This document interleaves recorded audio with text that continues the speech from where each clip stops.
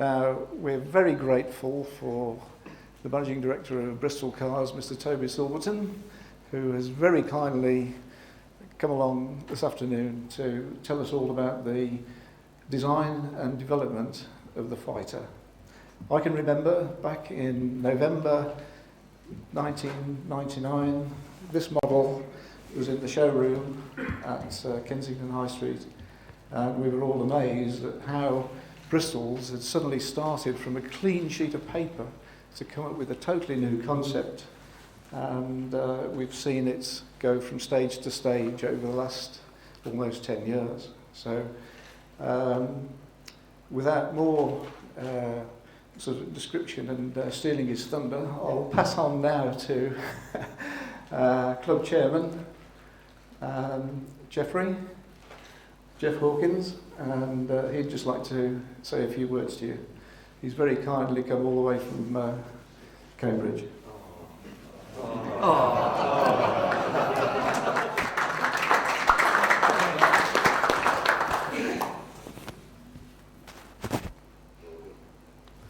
Gosh, I've never had that be done to me before. Right, honoured guests, ladies and gentlemen. We're all here because we love Bristol Cars. We love looking at them, talking about them, but above all, we love driving them. The cars are different from other marques. They're understated, have a presence on the road, and drive impeccably. After owning a Bristol for a while, we wonder what lays behind the marque. What is the history of the company, and how did the company arrive at the design of their cars? There's a great deal of material, from brochures to photographs and a few books to collect and pore over. More than that, there are factory photographs and private collections of material rarely or never seen in public. Bristol Cars workforce can tell us of the early years, and their memories require capturing before too long. If we'd have been here, say, 6 years ago, we would not have envisaged the BOC Heritage Trust, nor an annual lecture, and importantly, not having the chairman of Bristol Cars here to deliver that lecture. Since a change at the top of Bristol Cars, the club has begun to enjoy a greatly improved relationship with the company and a confidence that our cars are being supported through spares and servicing better than previously experienced. The fact that we are here today is down to the vision of Michael Barton, who persisted in getting the project off the ground. Members of the Trust and others dedicated to the heritage of Bristol Cars have set about bringing together the material that I spoke of earlier. One of their projects is to interview long-standing members of the company, which surely means nearly all of them. As chairman of the Bristol Owners Club, I feel that it is important for this work to continue, which is why I'm here today. The Bristol Owners Club members support the BOCHT by donating a subscription, at subscription time rather, £5 each, and in some cases more on a voluntary basis. This money is collected by the club and passed on to the BOCHT for its running costs, which includes the preservation, conservation, scanning and cataloguing of the material that the Trust has obtained, as well as allowing it to run a website. The Bristol Owners Club Committee, at a meeting here last weekend, confirmed its commitment to continue to collect the voluntary contributions on behalf of the Trust to help conserve and preserve the material. It is hoped that surplus funds from the running costs will eventually allow the BOCHT to display the material in a building, perhaps of its own. I look forward to that day. I've taken up far too much of your time, as I know that you would prefer to listen to Toby Silverton, chairman of Bristol Cars, who's shaking his head, rather than me. So I'll hand you back to Dave Allen, who will introduce you to Toby. Thank you.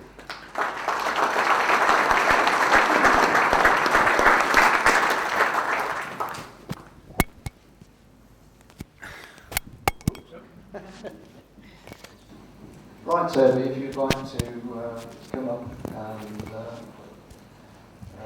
take up the reins. Tell us the original concept of the fighter. How did it all start? I have to say first that I don't know what you've all been doing, but there do seem to be an awful lot of you in detention here today.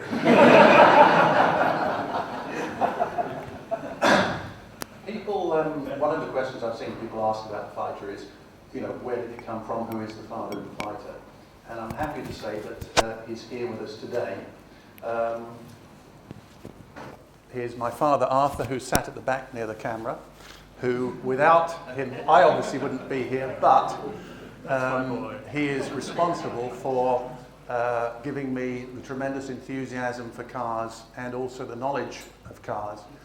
Right from my very earliest days, he always drove his cars very far and very fast, modified them to his requirements in very interesting ways, and then very unwisely employed me in his business to do design and development work, where I learnt a lot of the things that have been useful to me over the years with Bristol. So, father of the fighter, that's him, and I'm delighted he's here today.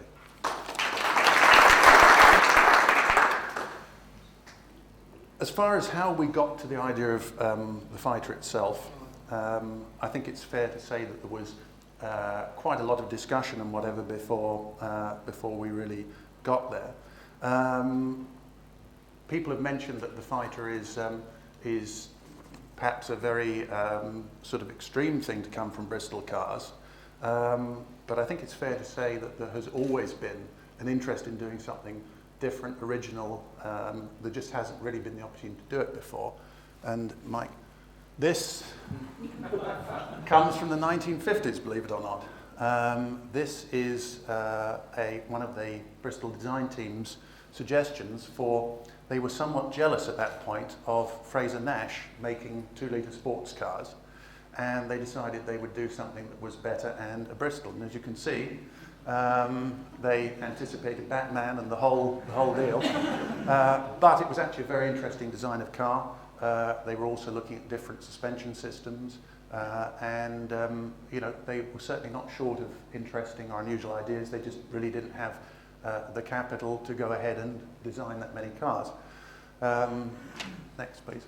Also, this is a proposal for a saloon car from a similar period. And again, one of the interesting things is if you look at the shape of the top of the car and the windscreen pillars, and then you look at the original fighter model, you can see that aerodynamics don't change. There are things that made sense then and still made sense now. So it's something that was there at the back of people's minds for many years. Back when I first arrived, Mr. Crook was very interested in doing really an update on the 4-seater car. And you know, I think when we looked at it, it was going to take a huge amount of investment to do, and it was difficult to see how we could, from a standing start, make something that was completely new, which is what I wanted to do. It's very difficult to make a better Mercedes or BMW with the sort of time and resources we had, and also not having done anything really new for some time. But what I guess people don't realise is there are always things going on, there are always new projects, and one of the things that hasn't been known before, but I think is now far enough in history that we can talk about it, is this next picture, which some of you may know as the Chrysler Kronos show car of around the year 2000.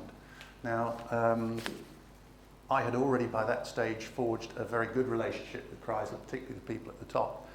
And we, in fact, went through very serious discussions with Chrysler to build this car for them, and it was to be sold in the States as the Chrysler Bristol, V10 powered, but with Chrysler's resources, being able to use some of their parts and computer systems and whatever, that was a doable project.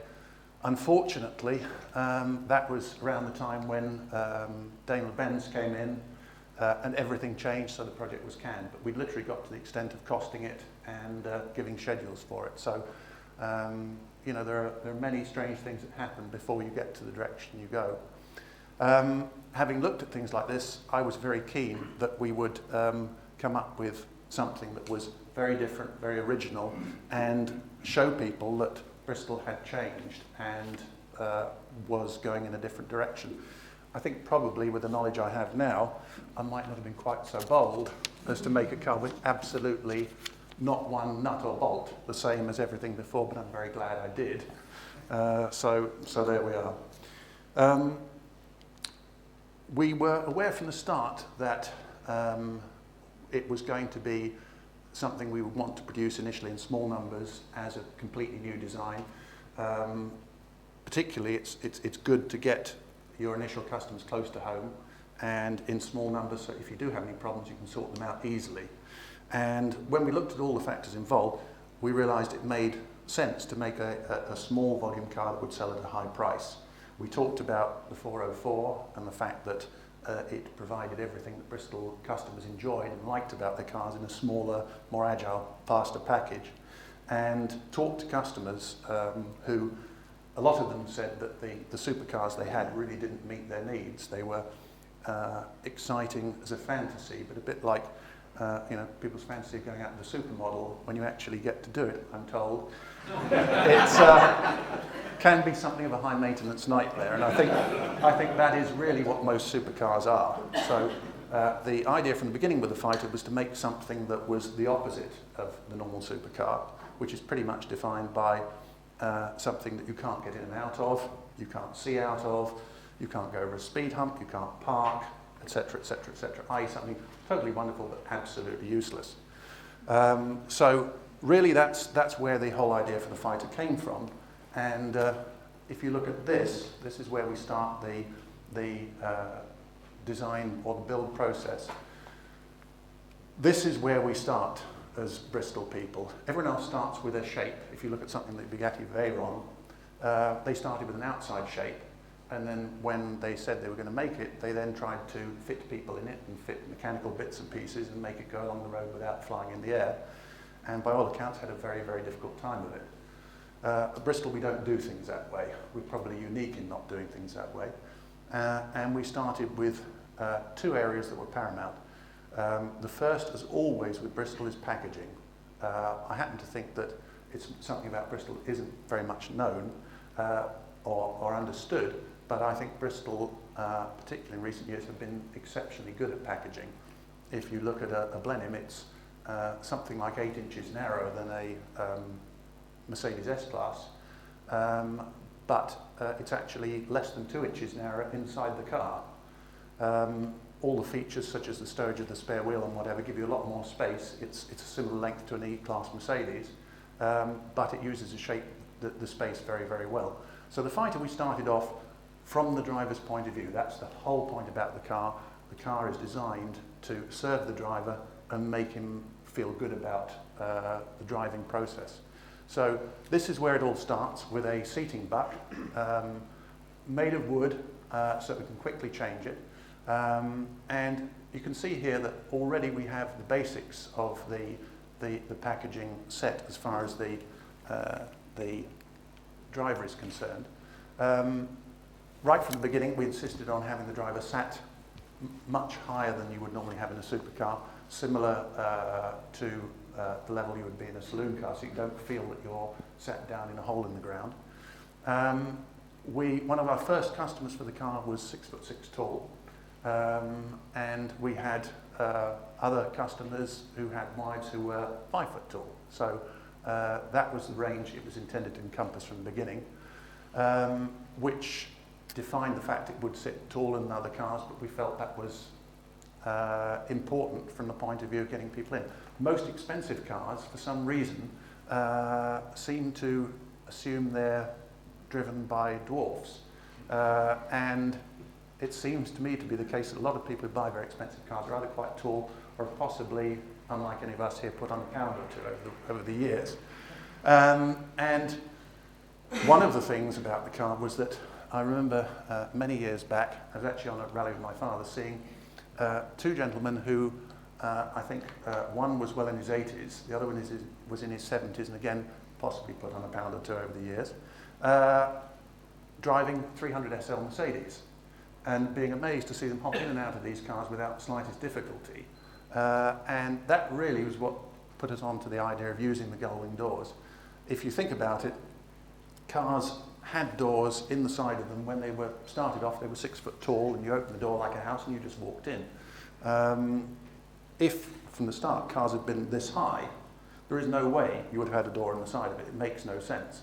Particularly getting out, the idea of sitting in a chair and getting out with something over your head and getting out sideways is complete illogical nonsense. So although it's much more difficult to do from a practical standpoint, it's something we felt was important to do. The second advantage it gives you, which again is something people don't often realise, is that you don't have to have a vertical front pillar. This original model has it drawn in as vertical, but on the Fighter itself, the door shut rolls forward here, which means that you can provide plenty of space for your foot to get in and out, but put the pillar here in the place where it makes most sense for visibility. When we started with this mock-up, we in fact moved that A-pillar around all over the place. On most modern cars, it's one of the worst things is you have a huge A-pillar and it's right in your sight line. It's no surprise to me that the percentage of accidents that occur at T-junctions and the number of them has been increasing for the last 15 years as a percentage. It's very simply because of the fact people cannot see. And, you know, I suppose that's why you have to stuff so many airbags in the cars, because you make them so you can't see out of. People have accidents, so you then provide airbags to protect them. We think there's a more sensible way by making sure they don't have the accident in the first place. So literally that pillar was put in the place we found that didn't interfere with your vision, either at rest at a junction, even going around a hairpin. You never, when you're driving, even notice the pillar is there. So it's one of the great advantages of the gull wing doors that people don't realise. The other thing people mention about the gull wing door, while we're on that, is that you know, doesn't it make it difficult getting in and out of the car in a tight space? If you look at the geometry of the gull wing door, it's very much like a boot lid on a car. And if you think about its hinge from the centre, you don't need much space behind a car in order to open the boot. It's the same with the gull wing door. If you can stand sideways between a wall and the car, then you can open the door fully. Whereas with a normal car, you can't open the door. You can barely get in with that width. So it's actually a great deal easier. Right, next. Okay, this again shows you how the packaging works. If you see the driver's feet here, unlike most very fast cars which are mid-engined, on a mid-engine car, your feet would be right here, or in fact they'd be pushed across here by the wheel arch into the centre of the car and right in the area where they're in danger in an accident. If you look at the Fighter, we managed to arrange, just like on the saloons, the fact that you have a lot of space between you and the components can move back here, and a massive chassis area. So in a frontal impact, you're very well protected. The engine itself, what this picture shows, these here are the coil packs for the ignition mounted on the back of the engine out of the way of any water. You can see that because we've used the V10 Chrysler Viper-based engine, most what people call modern engines would have, instead of push rods like Bristol's have used for years, would have twin overhead camshafts. We're delighted this engine is what most people call old-fashioned and doesn't have them, because if this engine had twin overhead camshafts, you would have a massive head arrangement up here, which would make the engine at least 3 or 4 inches wider. The car, as a result, would have had to be 3 or 4 inches wider, several hundred pounds heavier, and would not be able to have the incredible turning circle which the Fighter has. Normally on a supercar, as long as you'll turn around in roughly the space of the Exxon Valdez, people are happy. It happens to make you look very foolish if you turn up somewhere and people are watching you and they just stand there laughing and pointing.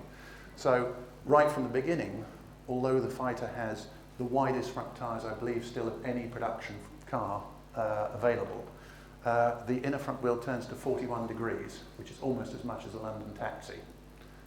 And that's because, firstly, I insisted on it from the beginning, and secondly, because we had the narrow pushrod engine.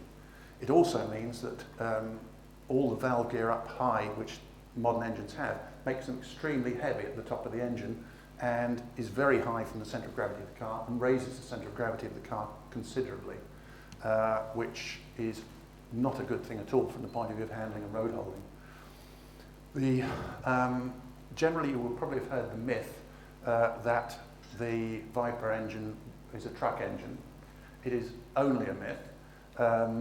I think it started because when the Viper was first shown, the only engine they had to put in it, they didn't yet have the aluminium V10, they put a truck engine in, let the press drive it, and the thing stuck.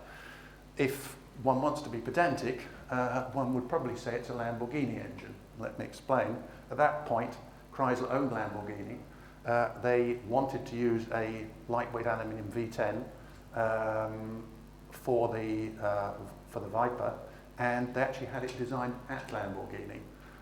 So I think, from memory, last time I checked, the only components that move across from the truck engine to the Viper engine in terms of size are the hydraulic tappets. Other than that, absolutely nothing. So if you hear anyone saying it's a truck engine, you can tell them, no, it's not, it's a Lamborghini engine. In terms of other reasons to use this engine, and really the engine was fundamental to the project, people nowadays get very excited, journalists particularly, about modern, highly efficient engines with very high specific outputs. Typically, Ferrari engines, people mention the 430 Ferrari engine, for instance. I think they get thrilled because it has, whatever, 111, 112 horsepower per litre. To which I say, well, why not just have more litres? But you know, it really is just a statistic. What I then ask the journalists usually is, well, how much does it weigh? We go, well, I have no idea. And I say, well, actually, I do. This engine, at 8 litres and 525 horsepower, weighs 528 pounds, fully dressed, as you see it there, with all the stuff on it.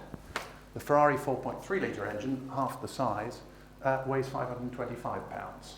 It's 3 pounds lighter and only makes 460 horsepower. In terms of power to weight, which is the only thing that matters in a car, it's inferior, as is every single Ferrari engine made. So this is the problem where people get excited about things which are just on paper rather than things that really matter in real life. Thanks. Here we see some co-conspirators. Those of you who are used to visiting the factory will know there is the excellent Sydney Lovesey on the right-hand side. Sydney, who is still in full command of the factory, is there at 7 o'clock every morning, and the last to leave at night. Joined the car division from the aircraft company in 1946. He's been there all 63 years, and on Armistice Day this year, just coming up, he will be 90 years old. So I think we can say that Sid's input was important and much appreciated. Jeff Marsh on the left is Sydney's second in command, and should at the age of 110 Sid decide to retire, Jeff will doubtless be happy to take over. One of the things I think that the reason I showed you this photograph is, again, areas where we are very resolutely unmodern. It's very modern to provide a car that can't be serviced, can't be fixed, can't be worked on. There is a certain luxury car that sold very well recently where in order to change a starter motor and alternator you first have to remove the engine. If you look here at the Fighter, you'll see here are the chassis rails coming along here. There is nothing above this.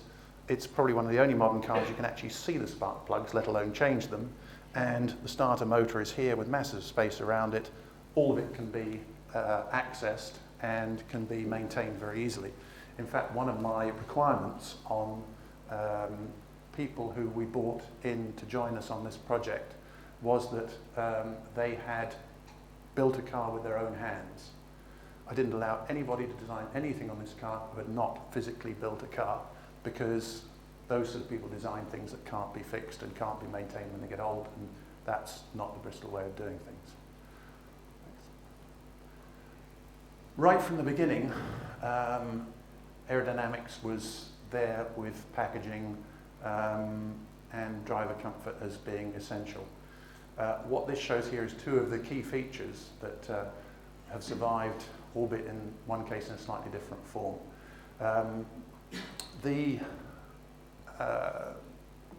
I had always wanted from the beginning, and I never understand why other people don't do it, to make use of the fact that at very high speed this car was going to travel, there is potential to use aerodynamic overpressure at the front of the car. In certain points on the front of the car you will actually have higher pressure than atmospheric.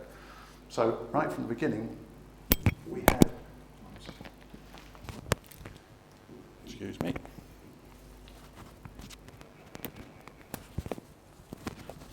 right from the beginning we had this arrangement here, where right next to where the air is taken in, you have an air duct up to a big plenum box which slows the speed of the air down, increases its pressure, and therefore at around 200 miles an hour you actually have in the air intake just over 1 pound per square inch of atmospheric pressure, pressure above atmospheric, which gives the car an extra 25 horsepower just when you most need it for free. Why other people don't do it, I have no idea. On the production car, you'll see in a minute, the actual arrangement for intake is much less bulky than that, which has two benefits. One, it gives a lot more space for airflow under the bonnet, but secondly, it also gives space for us to put, where this is here, the intercooler and whatever on the turbocharged versions. The second thing to see here is, looks very simple, but it's very important. The radiator here and the electric fans. The radiator, as you can see, is tilted at almost 45 degrees. The reason for that is very simple. With a normal radiator in the upright position, if the fans are not working and the car is not moving, no air flows through it whatsoever. You have to have the fans. With this arrangement, the air is heated, it goes through it, it rises, it draws more air in ahead. And that is so effective that there are times when, if you're driving down the motorway on test, say doing 120, 130 miles an hour, and it's a hot day and you then stop, any normal car, a Blenheim or whatever, the fans will be on in 20 seconds. The Fighter, I've sometimes sat for 25 minutes after doing that and the fans don't come on. It almost cools itself without needing the fans. It's remarkable. And it's just such a simple thing, but it makes a big difference. Interestingly enough, I mean, we're talking about development here, the cooling system on the Fighter for the standard car and the S never needed any development whatsoever from the first day we made it to today. There's never needed to be anything done with it. We originally tested it at Imperial College in London, and we made up a fixture for the radiator, and we had 32 temperature sensors across it, and we kept changing the shape of the ducting until we got as even a temperature right the way across.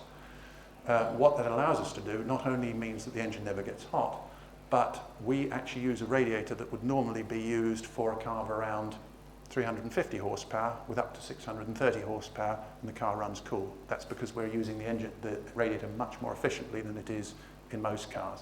And again, that gives you lightweight, small size, lesser component cost. It's many advantages. Next, please. Okay, now it's beginning to take shape a little. One thing that benefits us at Filton in terms of very quickly and cheaply doing what other people take a huge amount of time and money to do, as you can see, all this making things up in woodwork, I would think they took 2 days to make that. It's extraordinary. You give them dimensions, you give them a sketch, and you come back 2 days later and it's done. It's really fabulous. And as you can see, they can't help themselves, but even this here, which is the shear plate on the front of the car, which what that does is that you've got chassis arms which come forward here and below. This then joins them so that they can't twist. It's the lightest way of providing a stiff front end to the car. It's used on a lot of race cars. And in fact, that plate is one of the few parts of the chassis that's made in aluminium. As you probably know, aluminium is the big new thing at the moment. Obviously Bristol knew about it 60 years ago. I don't know how they managed that. It's remarkable. But one simple fact about aluminium doesn't seem to have been understood by everybody else, which is that for a given strength, steel is lighter than aluminium. Therefore, to use on a strength critical part chassis aluminium means that you will have a bigger chassis and a heavier chassis, which plainly makes no sense at all. And worse than that, you have a chassis that has a fatigue life, like an aircraft does. That reason alone would have made it an unacceptable material for Bristol to make a chassis from. There are an awful lot of expensive cars being made today where the chassis will have to be thrown away when they're not very old because they will fatigue. Worse still, it tends to, they now using aluminium suspension components as well. If you look at a racing car where weight is the most important thing, you will not see a single aluminium suspension arm anywhere because they know that a steel part will be lighter. So you will notice that the fighter parts are resolutely made of steel. You will not find any aluminium parts on the highly stressed components whatsoever. Right, one small thing here. Right from the beginning, one of the people I brought on the team, who I'll show you who they are a bit later, called Bob Stevens. His previous job, he'd done various projects for Lotus, and his previous job had been assistant designer on the Audi R8 Le Mans car, which by my reckoning was reasonably successful and quite a good job. So I was very pleased we managed to bring him onto the fighter. I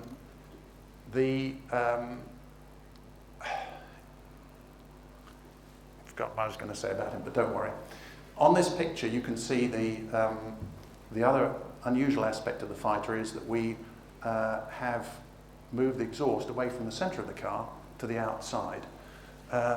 Why that goes down the centre of most cars, I have not a clue. It makes no sense at all. The heat gathers in the transmission tunnel, makes the whole car hot, stuffy. There's no way for the heat to get out. It doesn't really make any sense. On the fighter, we, right from the beginning, recognised that heat control was a major factor with such a big engine, and we put the exhaust on the outside. It's been very successful, given us very little trouble, and in addition has the advantage that it gives you extra crush material in a side impact. And I think you can see that at this stage we were particularly thinking about side impact and major accidents. And that's what I was going to say about Bob Stevens. One of the reasons I brought him in was because he had extensive race car experience. The thing that I wanted to try and bring from that, if possible, was the fact that people have sometimes huge impacts in a race car, huge accidents, and they walk out smiling for the camera. Now, this is a car where, unfortunately, one day somehow someone's going to have one of those sort of accidents, and if we can try and make sure they walk away from it, if not smiling, at least walk away, that was very important. And one of the things we did, and Bob brought in, was the rollover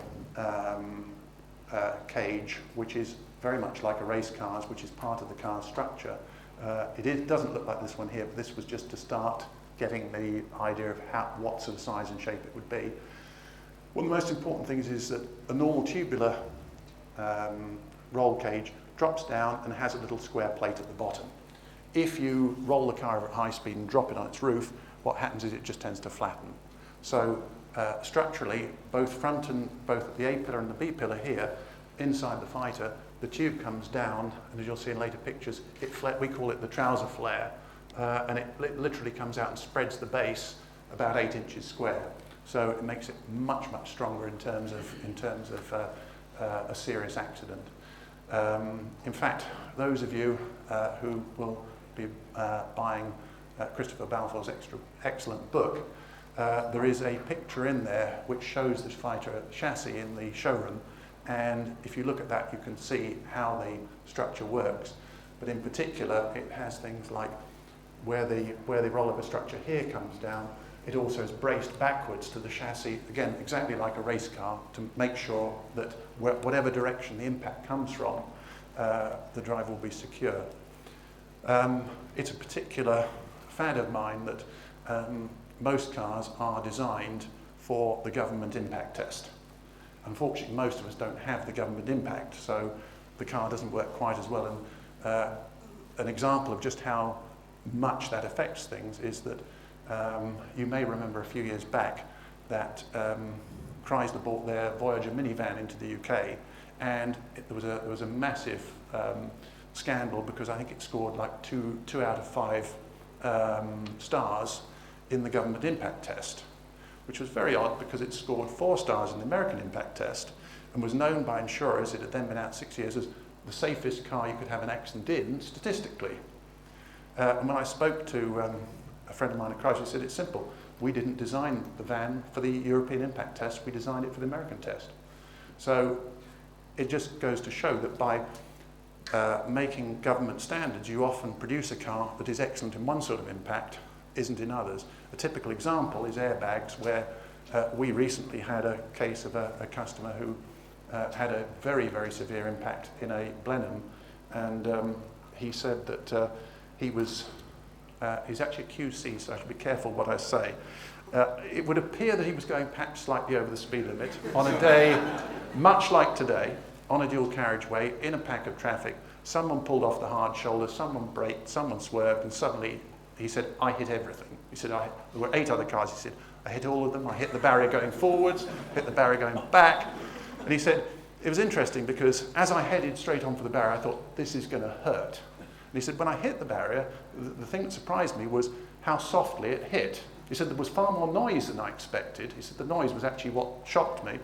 The impact was relatively gentle. But he said, when finally we stopped spinning around and hitting each other, he said, I look at everything, there's cars scattered everywhere, and the first thing I noticed is the engine's still sitting there ticking over as normal. So I turn it off. The only thing wrong with me is I had a slight bump on the side of my head where somewhere during the accident I'd contacted the side window while spinning. I then get out and start looking to help people and realise I'm the only person moving. Every other car in the accident had at least 3 airbags, some had 5, 6 or 7. But the point that nobody thinks about airbags is that they only work once. They inflate very quickly and they deflate very quickly. So basically all those other people who had multiple impacts were in cars that were only designed to work with airbags, and they were having an accident without an airbag. And in fact, he was the only person who left that accident scene not in an ambulance. And in fact, when he had his Blenheim back fully repaired 4 or 5 weeks later, 2 of the people who were in a Volvo with about 53 airbags were still in hospital. So, it's very important to look at these things from the point of view of real life accidents, and particularly in this case, the sort of accident someone might have, rather than, it's the luxury we have as a very small volume manufacturer to make a car for as much as possible all accidents rather than one government accident. Next, please. Right, now we're taking a bit of shape. This again shows you 2 main things. One, how very far back in the chassis the engine is. Other cars claim to be front mid-engine. The front of the block is actually ahead of the front wheels. The Fighter has the engine way back behind the wheels. The exhaust, you can see here how it's dropping back along the side of the car. We ended up with the catalyst a little bit closer to the engine, the main silencer here rather longer, and then as you'll see in a minute, it tucks in and goes round the wheel arch at the back, out of the way. Here we're already planning the luggage area, trying to maximise that, minimise wheel intrusion. So all along we're trying to gain every single inch of space whilst not making the car any bigger. And for you, those of you who don't know, the Fighter looks a lot bigger than it is outside. In fact, it's an inch shorter than a Porsche 911 in length, and it's 3 inches narrower. It's actually a tiny car. Next. Right, taking shape again. We have seats now rather more in the shape of the production car. The gear lever is in, the brake servo is in. We're trying different sorts of headlamps. I think those are projector ones in there. This screen, this was before we actually had our own screen done. To give us some idea what it was going to look like, that's actually a Lotus Elise screen. So if someone's got a Lotus Elise and wants a spare screen, I dare say Sydney can help you. Next. Packaging all round, again, we try and provide things that simply aren't there on other cars because of cost or other compromises. One of them is spare tyre. I think we're probably the only people left today where every car we make has a full-size spare tyre. I'm not the least bit interested in being halfway across Italy, having a flat tyre, and either having nothing to fit, just a can of Fix-A-Flat which doesn't work, or a wheel at which I've got to proceed at 50 miles an hour with everyone laughing at me.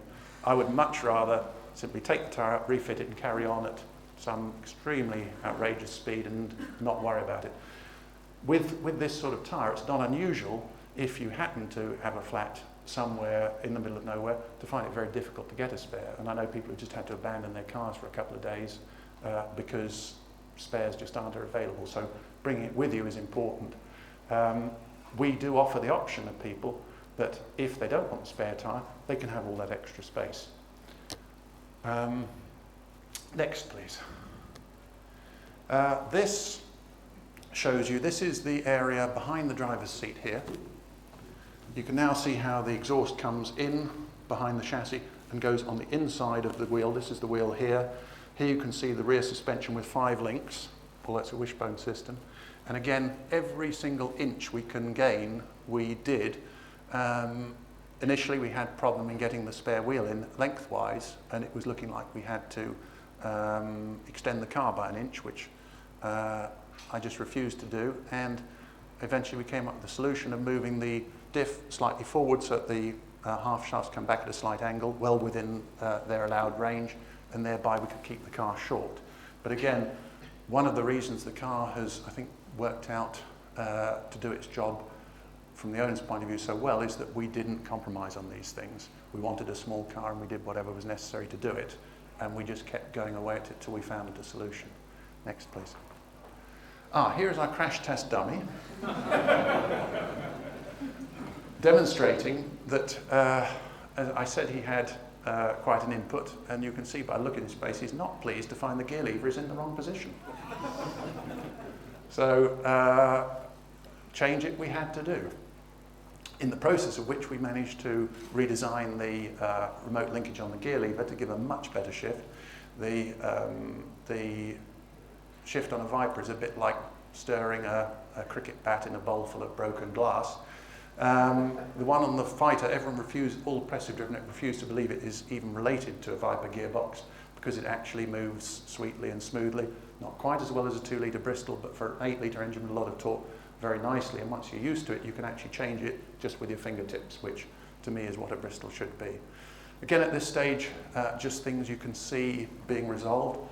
We're starting looking at where we put the seatbelt reels. They actually have ended up here behind the driver, which also gives us the option on for some owners of providing them with a 4-point full race harness, which isn't a bad idea from a safety point of view with that sort of car. Also, right from the beginning, we specified a electric, fully movable steering column up and down and in and out, which again is a first for Bristol. Next, please. Here is the first chassis on the jig. Again, similar to the older Bristols in that we have a rotary jig to assemble the chassis on, but different in that the new chassis is laser cut, so it's very, very precise, and a rather nice little thing which was done on this in the design process was, if you look, you can see there are little holes on the corners here. What that is those mark the points at which the part folds. So it comes in laser cut, and our guys fold it on the press. They don't need to measure anything. You can't get it wrong. You simply join up the dots, and it really gives you a very accurate chassis in a very simple way. Here again, you see this is the back of the chassis here, and you can see the way the upper and lower supports are joined by this aluminium shear plate, which keeps them rigid and prevents them twisting. Right. Again, taking shape some more. Now at this point we're looking at how the body fits over the mechanical parts. We already have the aerodynamic side, which we'll come to in a minute, being developed at the same time, so we know the rough shape we're looking for in the front of the car. Two things to see here. One, if you notice how the bonnet drops down sharply over the engine, I kept pushing the bonnet down more and more in order to improve the visibility. One of the things I love on 404s and 405s is that lovely view of the road directly in front of the car where the bonnet's been wrapped around the wings and everything else. So we kept dropping that down, and that's why in the later cars you'll see those bulges on the bonnet for the rocker covers. The other thing to note here is that most cars have a wing shape at the front which is rounded, which again is simply people not thinking. That wing shape derives from the 1950s when tyres were about that wide and dome-shaped, whereas now they are this shape. And there's no point in making a silly little hump here for a tyre that's that shape. If you notice, that wheel is actually moved in there. It's not in its position, but normally what we've done is make the hump to accommodate the tyre the same shape as the tyre. Again, it's typical of Bristol doing things actually in the way that makes sense as opposed to what is normal and fashionable. Next, please. Just from a slightly different view, again, showing how hard everything packs down over the engine. Also, how much crash space we deliberately left in the front of the car between the radiator and the engine. It's always been a traditional Bristol feature and one that's served us very well over the years, so we are very happy to keep it. Next, please. Here's the back of the car taking shape. Really the only thing to note here is the fact that we are trying to maximise the shape of the luggage area. One of my concerns in the car early on was that I like cars that are practical, and I was worried that people would dislike the fact we'd made it with a hatchback. Oddly enough, no one's ever even mentioned it. It was very unusual in those days to do it. Now lots of people are doing it too, but that was one we were just lucky in, I think, doing it around the right time. All the space typically for Bristol is used. Even these areas here, there's an area to the outside of where the side panels are. On one side that has the subwoofer for the stereo system, on the other side it has the disc stacker. So again, wherever possible, every inch is used. Next. Again, details.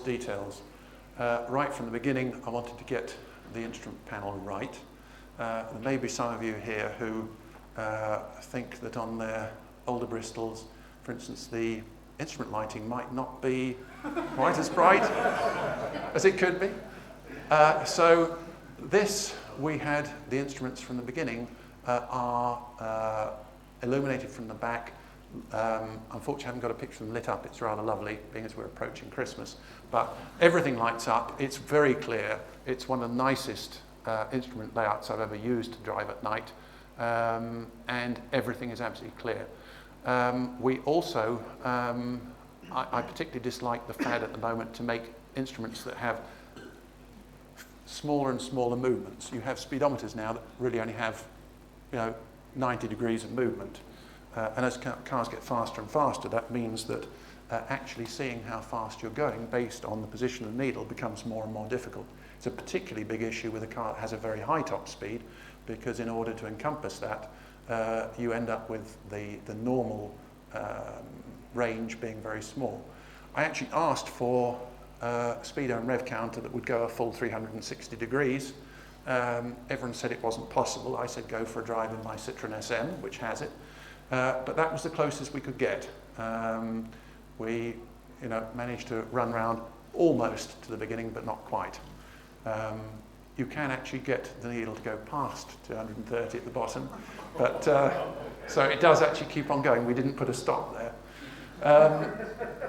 The other thing to notice here is that I had a particular requirement that to all the people who worked on the design of the car, that an experienced driver should be able to get in the car, should be able to start it and drive off, and if they needed to ask how you operate anything or to look at the handbook, they had failed in their job. So it is amazing how many relatively ordinary cars you get in now, and you're, having driven many cars, you are bewildered as to how to even start the thing, let alone make it function. So part of this, and part of this comes from aircraft practice, rather than tell people in the handbook what the correct running temperatures and the dangerous running temperatures are, each gauge, as you can see, is marked to give you an area which is good, an area which is just, you know, look at it with concern, and an area which is definitely bad and you need to do something about it. So again, that's something which derives from aircraft practice. Now, those of you who get hold of Christopher's book later, you will see the finished version of this dashboard, and it's taken whilst on test cruising in Germany. So therefore, I hope you won't think too badly of the fact that we were only doing, I think, just about 180 at the time. But the interesting thing to look at that, and again going back to earlier Bristols, is the fact that it's doing 180 odd miles an hour, it's doing 4,200 RPM, that's all. It, I think, shows a water temperature of 90 degrees. I believe it has, the oil pressure was on this side on the production car. The oil pressure is at 75 psi. If you look at the trip meter, you'll see the car has been running for over 240 miles at that sort of speed. Therefore, I think we can safely forestall any future correspondence about overheating. But the other thing that's interesting to note from that, in terms of efficiency, is the fact that the car has done 240 miles in the tank. It had been run around that speed all the time, and there is still about half a tank of fuel left, which doesn't take much checking to tell you it's doing almost 22 to the gallon, which is absolutely extraordinary. And if I hadn't experienced it myself, I would have said it wasn't possible. But that is the practical benefit of having a car with aerodynamics that, in my humble opinion, are as far ahead of every other car on the road today as a Citroën DS was in 1955. It is simply light years ahead in terms of aerodynamic efficiency, as we'll see when we come to the aero shots. Next, please. An aero shot. Right. As you can see, the last 10 years haven't been kind to me. A great deal of stress has been involved. This is the wind tunnel test. We were very lucky to bring onto our team a gentleman who is probably the best expert in vehicle aerodynamics in the world today. We obviously have tremendous knowledge of aircraft aerodynamics. You know, we still at that point had people on staff who designed wings for Bristol aircraft. So lift, drag of all shapes was absolutely their bread and butter, which is not the case for the average aerodynamicist in the motor industry, who is actually just a designer of something else who's had to learn a few things about aerodynamics. I would have said that the average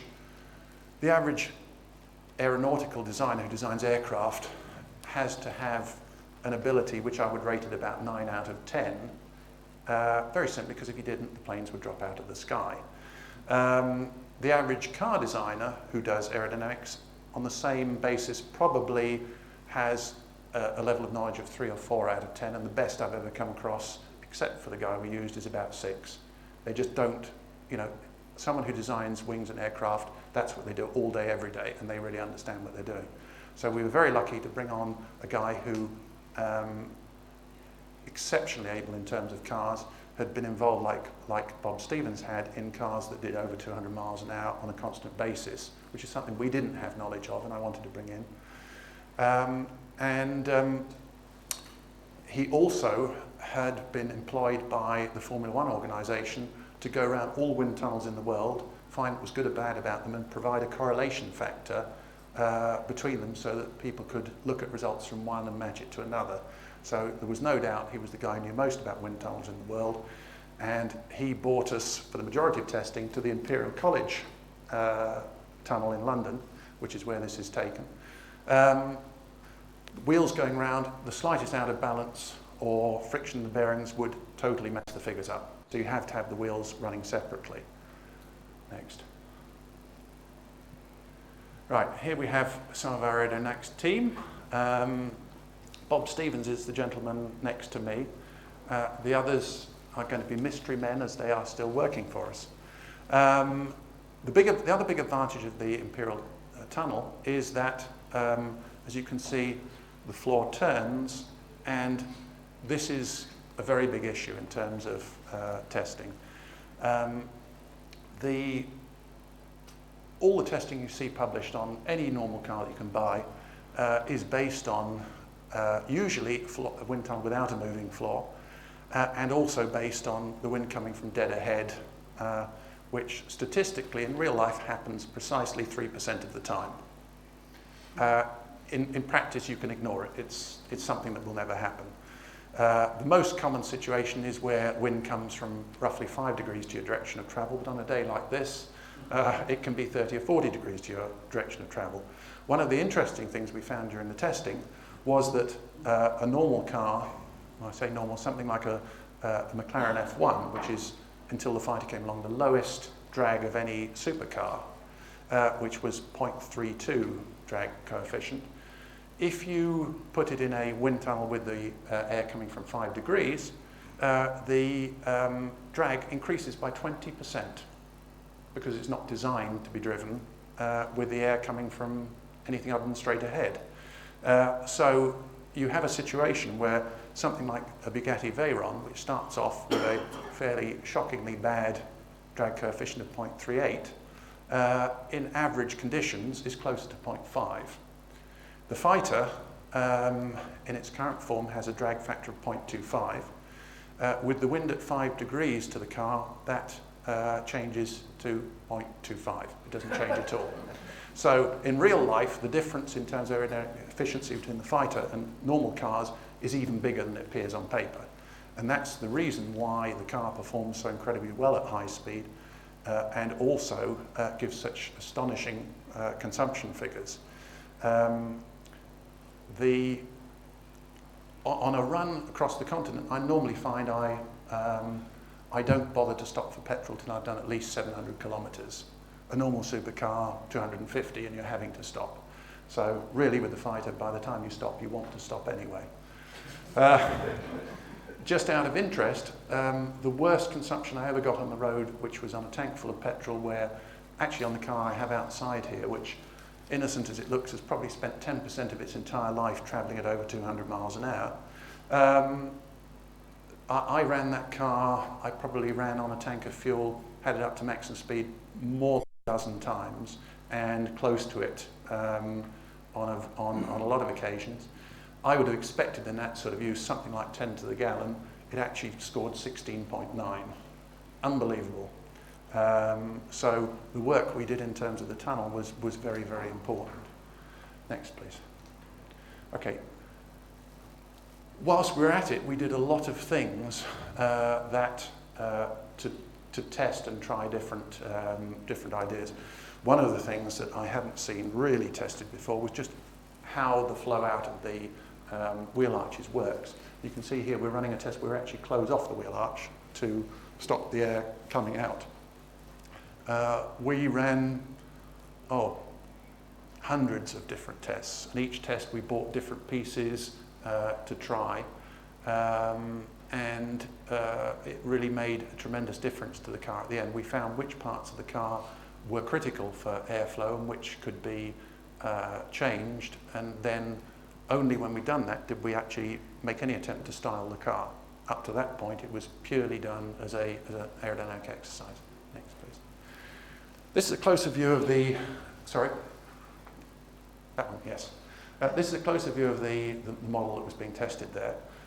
Just things to point out. You'll see the position of the wing mirror there. Originally, what we were trying to do was to make a car where with the mirrors deployed, they were no wider than the car. The amount of mirrors you see smashed, it would obviously be a nice thing if you can do that.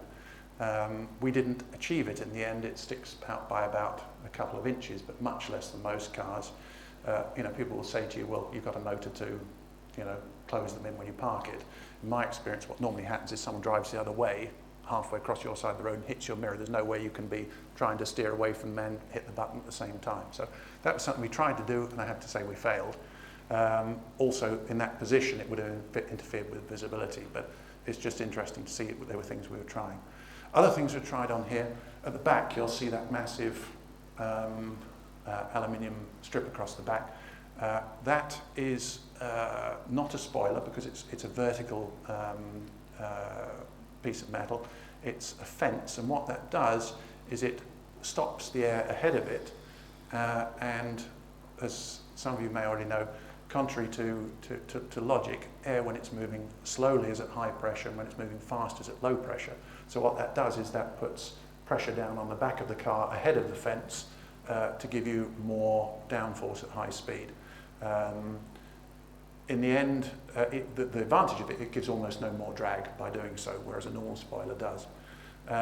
In the end, we didn't need it. We got the lift and drag we wanted without it. You'll see that particular care taken with tufts, which are still used today behind the wheel arches and down the side of the car. It was one of the areas we had a lot of trouble with, was getting the air to flow smoothly down the side of the car. What happens is the air comes out of the wheel arches, runs down the side of the car, and it's very difficult to get it to reattach. So what we did was in the original model here, you can see we had the air vents out from the bonnet were on the top. What we found was that was good for lift, but not so good for drag. And of course, in autumn like now, you'll get leaves down there. It just wasn't practical.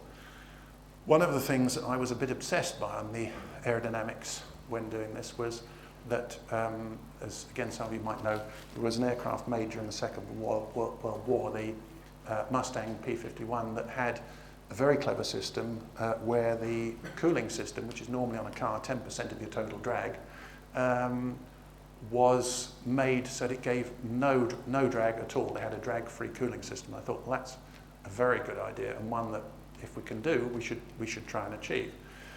What we found was that if you look here, you can see the area where the gill is at the side that lets the air out actually is removable, and we had about 25 different shapes there. It was very critical in terms of the shape of the outlet, and also, if you look on the final car, it's angled at almost 45 degrees. Once we did that, we found the hot air coming from under the bonnet down the side of the car caused the air to reattach. And you can, in fact, run the fighter in the wind tunnel with all the air intakes and outlets covered up, and the drag doesn't alter at all. So we're the first car that actually has achieved a no-drag cooling system. BMW are currently being very clever, putting electric motors in to shut the grille off and everything else. We've actually achieved what they're trying to do without a single motor at all. But as usual, we neglected to mention it.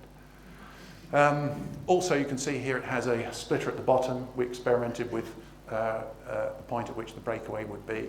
Again, it doesn't increase drag, but unless you need downforce on the car, which was something we weren't particularly going for, it's not something that was found to be any advantage. Next, please. This is two of the aero models. Just there were goodness knows how many of them in all. Just showing a couple of things that altered with the final cars. The original cars had quite a lot of slope down here behind the wheel arch, which was found to cause the air to separate, so it was raised slightly. You can also see that the rear window was actually tucked in more sharply on these earlier cars than on the later ones. Again, we found that when you put the air at an angle to the car, that caused the air to break away on the downwind side and cause it to be unstable. So we sacrificed a certain amount of drag in the straight ahead position in order to get low drag in real life. Next, please. Now, some hooligan driving the car. That isn't exhaust smoke, I'm afraid that's the tyres. This is at Goodwood, heading off up the hill with some terrified passenger in there. The reason for this photograph is that what this shows is something you won't see on any other car in production. What isn't generally realised in the motor industry at all, for some reason, is that they spend a huge amount of time putting lovely shapes on the front of the car to make it aerodynamic. The front of the car is almost totally unimportant from the point of view of drag. It's a waste of time. The back of the car is what matters. what you're looking to do is to make the wake area behind the car, the area that's disturbed, and the hole you punch in the road in the air, as small as possible. That's what holds the car back, and that's the key to making an aerodynamic car.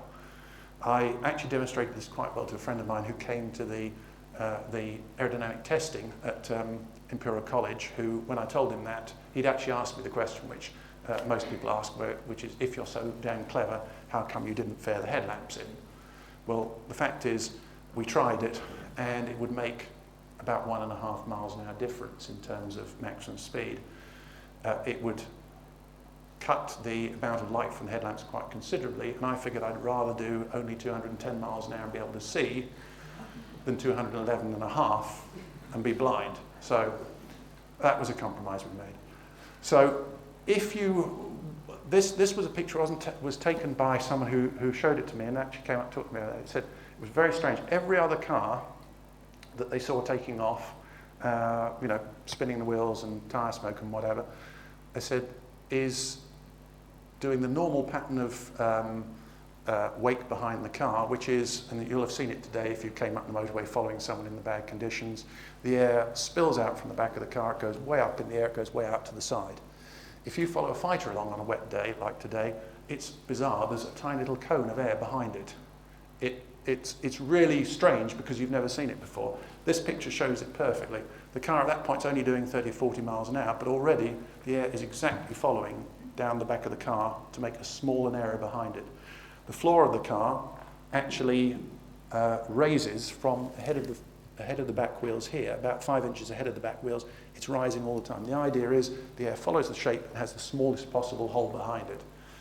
In fact, so ridiculous were we in terms of pursuing this that the reason why the exhausts were put originally in the back of the car here was because I calculated that the volume of air coming out from the engine at maximum speed would give us about 1 mile an hour extra. Childish. Next, please.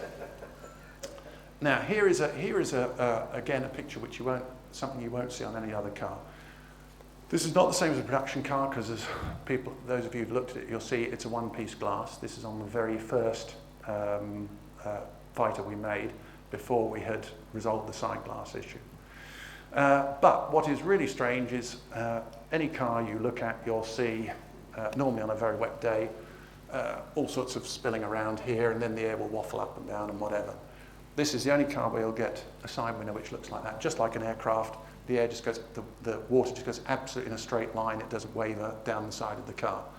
Now, that gives me particular pleasure because we spent an awful lot of money getting those side windows in a curved in a two-dimensional shape, which was extremely expensive, but as this proves, it was essential to making the aerodynamics work properly and the air stay stuck to the side of the car. Any other car, the air does not stay stuck down the side of the car and causes a lot of turbulence and drag. Next, please. Right. This, having done the aerodynamics side of it, we then started on the styling issues. And as I said, anything that was critical from the point of view of aerodynamics, we left alone. We didn't change the shape at all from this. Areas we found we could move, we then were able to style.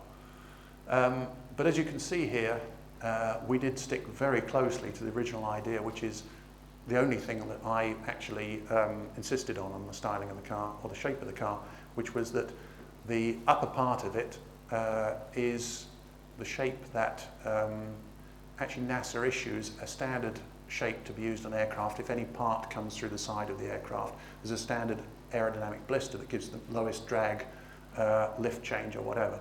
That's what I issued to them. I said, start with that, change it as little as you can in order to get people in. And as you can see, it's very much that shape just cut off at the back. Next, please. From the front, again, you can see the shape very much evolving. The bonnet's now been dropped enough. As you can see on the original model, it wasn't dropped, but that did not give the visibility that I wanted. So we have some lumps on the bonnet to allow the tops of the rocker covers room. Although those are the shape of an aerodynamic blister, I didn't feel they suited the car in terms of appearance. So again, on the production car, they were altered to being a more square, clean-cut shape similar to the wings. Wings themselves are an interesting point. As I said before, most cars use a wing shape which is rounded, which to me is just totally anachronistic. Cars have wide, flat tyres now, so why would you have rounded wings? But more than that, it's very bad from the point of aerodynamics. If you look at a car on a wet day that has been driven at speed, you'll see the air swerving about all over the wings and causing drag. If you drive a fighter on a day like today when it's very wet, fast, it's again very different. The air literally, you see the raindrops literally march up the front wing in line like regiments, absolutely straight as a die, right up till they come to here, and then they gently swerve out and round. Again, an indication that the aerodynamics are working really well. Partly that shape came to me from a friend of mine who is American, and he drives for his job one of America's nuclear submarines. He cheerfully tells me that he has enough nuclear weapons on board to destroy every major city in the world. And therefore I'm pleased to say he's a totally sane person who grows in his garden a nice selection of javelins. But he showed me a report, a secret report on submarines, and they use very much the same shape. If you look at nuclear submarines, a squared off shape at the front, and what they found was that when you're turning at high speed, it makes the flow over the surface very much more predictable and even, and makes the ship more easy to place and easy to maneuver. And again, we found with the fighter, it really does keep everything moving in exactly the direction, not wobbling or anything. It's a very successful shape. So you can tell people it's partly based on nuclear submarines. Next. Back of the car, you may just be able to see that, in fact, I think that's the actual bottom of the car, and you can see how even ahead of the wheels the shape is coming up here as much as can be done. This is cut up into the bottom of the car. It needs to be dropped down here to cut the drag behind the wheels, but in the wind tunnel we were delighted to find the air stayed attached right up to about here to give the smallest air behind. The original model, the cut-off at the back of the car was sharper than it is on the production car. It's again one of the things you find when you make real cars is that there is an army of regulations to stop you doing what you want, and we are required to give a 3mm radius on the back of the car, which actually is not too good for aerodynamics, and I'm not really sure how many fighter customers drive backwards at 20 miles an hour and try and saw pedestrians in half, but if they do, they'll doubtless be much safer thanks to the government's intervention. You can see at this stage some differences from the production car. There's 4 rear lights instead of the 2 large lights used later on. The what I call in aviation parts, the DV rear window direct vision up top, so you can reverse, also having the number plate recess shaped in some way to reflect the shape of the back of the car. Next. On to actually making the thing. This will have a certain resonance. Is that for me? This will have a certain resonance with people who are looking at Christopher Balfour's book, because you will see very similar things like this being used right from the early days of the aircraft company, with the longitudinal sections and buttocks. Just checking you're awake. Buttock sections, as he called them, across the car. Basically, from the computer drawings, and by the way, the fighter was, it won't surprise you, the first Bristol car that was actually designed by CAD rather than with a pen and quill pen and ink. But interestingly enough, it wasn't all plain sailing.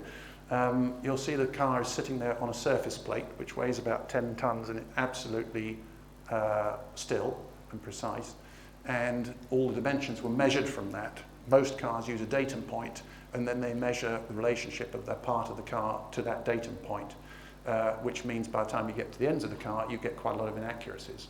On the Fighter, we didn't want that, so we made up the first cars on a plate where each part was related to the datum plate directly below it, so it gave you much more accuracy than a mass-produced car. In doing this, we had to make we had to shrink all the proportions of those wooden sections slightly to allow for the fact that we were going to then cover it with a skin to produce the final body shape next. Once we've made all the sections, we then you can see blocks of styling foam there. It's a special type of foam that's quite dense, easy to work, almost like clay, and very, very stable in terms of shape. We previously discovered why you need this stuff when we were doing the styling on the Blenheim 3, where we used, similar to this here, expanded foam, because what happens is you spend your entire weekend shaving it away, making it the shape you want. You think it's absolutely lovely. You come back on Monday morning to overrun, and the car is now a different shape because it's all sunk and moved overnight. So that was an annoying thing we learned, but this type of foam doesn't have that problem. Next. That is the same thing, believe it or not, covered in a plastic skin. Of course, painted in proper aircraft primer.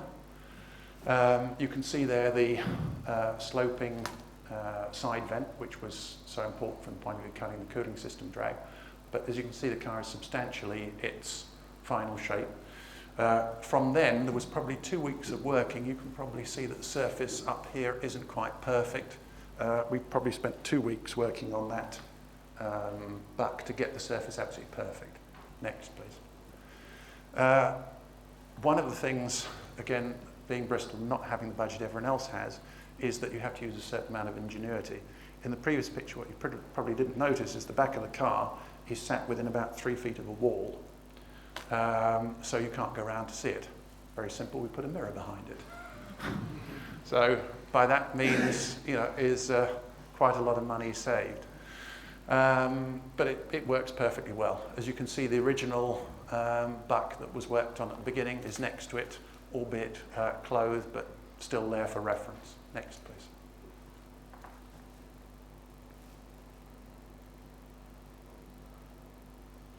Yes. Okay. After getting the surface right, it was then painted in a very high finish paint, and then we took impressions of all the surfaces from there in order to make the bucks on which the production body panels would be made. You can see behind there templates for various sections of the body. Again, surprising how long sections like this take. Next. Right, here is the very first Fighter starting its build. For extra confusion for future years, we have a splendidly eccentric system for naming the cars. This first car is not 001, it's 000. It is actually in reality the second prototype, because the first prototype car we ran, we bought a Dodge Viper GTS before we had any of the Fighters running, so that we could run our Fighter engine in it to see how it worked. It was an interesting experiment because, as any of you who have driven a Viper will know, it's an entertaining car to drive. The front suspension on it definitely does have truck origins. It came off the Dodge Dakota pickup truck. And you could say sometimes it drives like it. The car was bad enough with the standard engine in. When we put the Fighter engine in with another 75 odd horsepower, it was fairly lethal. In fact, I think I am the only person who drove it any distance who didn't actually cause it to actually collide with something else. But I do recall, in the many miles I did with it, driving towards Silverstone one day, on a day like this, wet and windy, and down the back roads towards Silverstone, having a very hard time holding off some gentleman in a Vauxhall Astra SRI, and I can assure you I was driving every bit as hard as I dared, but the interesting thing is, when we put the same engine into the Fighter, it almost seemed like we'd taken 100 horsepower away. It dealt with it very, very easily. Again, one of those rumours I've seen, I think one of the websites said that the Fighter was just a Dodge Viper with another body stuck on it and a different interior. No, a lot different, and it's amazing how two cars with related engines could feel so utterly different. And the Viper is still a very good thing for what it costs, but I think the interesting thing is we had two of our staff at that time who race motorcycles, and even race motorcycles on wet days like today. They wouldn't drive the Viper on a wet day. They simply said, the insurance can't handle it. So anyway, things that you can see on this. Anybody who wasn't asleep by the time we got to the air induction system earlier, the giant red thing on it, can see we've got a totally different system on the production car. Two small carbon fibre air boxes. Carbon fibre because that way they don't pant in and out with the pressure variation, which gives you more power. Coming down a totally sealed system, there's a plenum chamber here behind the radiator grille, which enlarges and therefore makes the pressure higher. These two pickups face backwards so air doesn't go, so that water doesn't go in on wet days. And right up to the engine, the induction system is airtight so that you get the overpressure at high speed. But one thing that I was very aware of with a lot of fast cars, and David Bradshaw, who some of you know who works for us and was previously in sales for Aston Martin and also a mechanic in his early days, he said you'd be surprised how many Aston Martin V12s came in with the engines blown up, and people had driven through standing water on a day like today fast. It took the water up into the intake system because they're all down low like this, breathed it into the engine, couldn't be compressed, and it blew the engine apart. What we do on the Fighter is that at the back of each of those air boxes, there's a big valve. If it senses under pressure, it's pulling up water, the valve opens, it takes air from inside the engine compartment. Theoretically, you can drive the Fighter in a foot of water and not do it any harm at all, which is more than some SUVs can actually do. Other things you can see here, the very compact spring and damper system here, with the spring round the damper and the bump stop inside it, very much simpler and lighter than Bristol suspension systems have been before. Again, you can see the typically massive Bristol chassis and inner steel structure, and the roll bar here you can see at the back. You can see a diagonal running down on each side to the chassis to give it maximum strength. One of the differences that occurred in development, we originally, most cars obviously have a single lock on each of the passenger doors, as in holding the door shut. The original Fighters had two, one down here and one you can see up there. What we found was that it was possible over time to get them out of synchronization, so you had one lock open and one closed, then you get the other one open and then the other one wouldn't work. So we relented and went back to a single system like everyone else does, and we've had no problems since. Next, please. This is meant to prove that the chairman of Bristol Cars does occasionally work on something. I was probably just breaking it. But anyway, again, you can see here a lot of the detail of the car, the position of the engine, the air intakes, the sloping radiator, the exhaust tucked into the sills. What this car has is the very first car, which is the only one that now has it. It had aluminium doors and tailgate because we hadn't yet got the carbon fibre done. You would expect the carbon fibre doors on a equivalent basis to be roughly 40% lighter than the aluminium doors. In fact, they're much, much lighter than that because, as you can see, the aluminium doors had to have a cross steel internal brace to make them stiff enough to work properly. That added £15 per door. With the carbon fibre doors, it needed no extra stiffening at all. So in fact, they're very, very much lighter. And best of all, they cut the weight well above the centre of gravity, making the overall centre of gravity of the car very, very low. So that's why we went to the complication of carbon fibre on those surfaces. Composition of the car altogether, we're often asked, is the chassis is obviously steel because it's the best material. The rollover structure exactly the same. All the main body panels are rolled and beaten in the old-fashioned way out of aluminium. The doors and tailgates, as I've said, are carbon fibre, and the front and rear bumpers are Kevlar. So again, we can, rather than going on what marketing says, we can use the best material in the right place. Next, please. Okay, again, focus very much taken as we go along on the interior, on the getting the interior right. We, as early as possible, mocked up all the systems. One of the big costs on the car was everybody else, whether they're Bugatti, I think on the Veyron uses a air conditioner system out of the exalted Volkswagen Polo. Ferrari go one better with a system out of a Fiat Punto. We, of course, don't know what we're doing, so we designed our own. The reason being that, yes, a Ford Focus air conditioner would probably cost us £130 and work perfectly well, but it's huge, as are those other systems, and the whole car would have had to be probably 2 or 3 inches longer and 2 or 3 inches wider.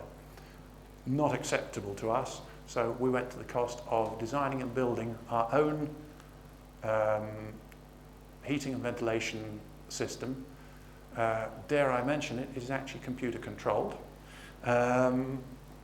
but the fact that it allowed the car to be smaller and lighter, in my view, was an acceptable compromise for that.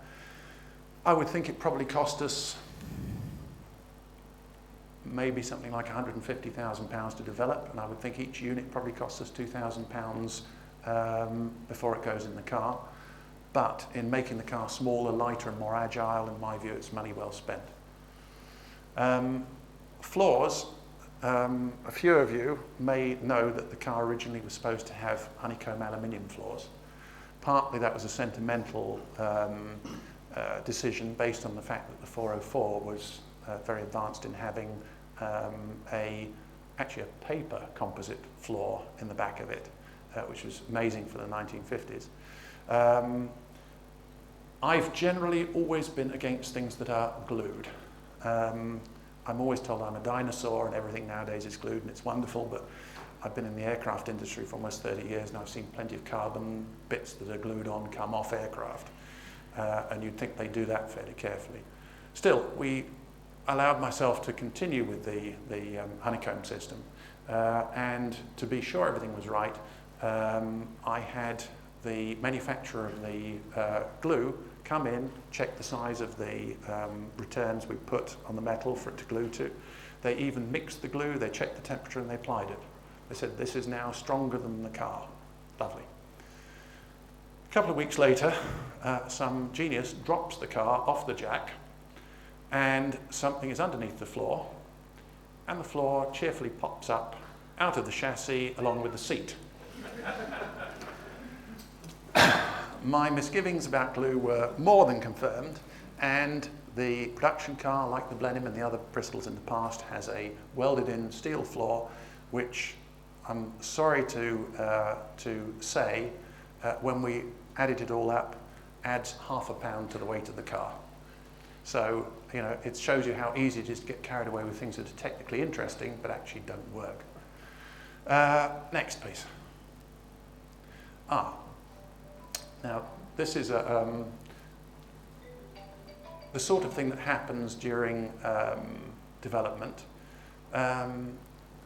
There was a gentleman who had not long been married, funnily enough, to a supermodel, and had 2 very young children and was interested in having a fighter of the 1,000 horsepower variety.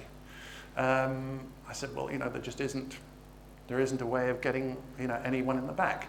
In the middle of the night, of course, I suddenly woke up and thought, I know.